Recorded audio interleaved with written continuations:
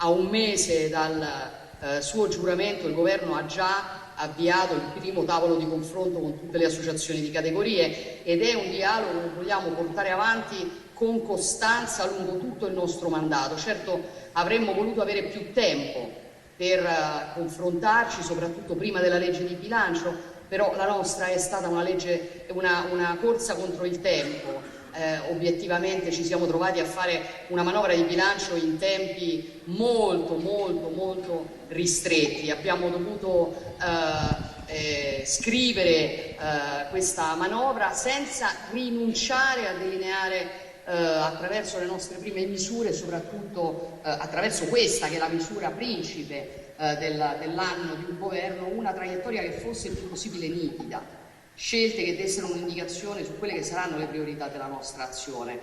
E tra quelle priorità c'è certamente il tema della crescita economica, a partire ovviamente dalla messa in sicurezza del tessuto produttivo, in particolare in riferimento alla principale emergenza che abbiamo di fronte, che è l'emergenza del caro energia, l'attenzione verso chi produce, il rafforzamento del ceto medio e dall'altra parte anche il sostegno alle fasce sociali più deboli, alla famiglia, alla difesa del potere d'acquisto dei cittadini, ai redditi più bassi.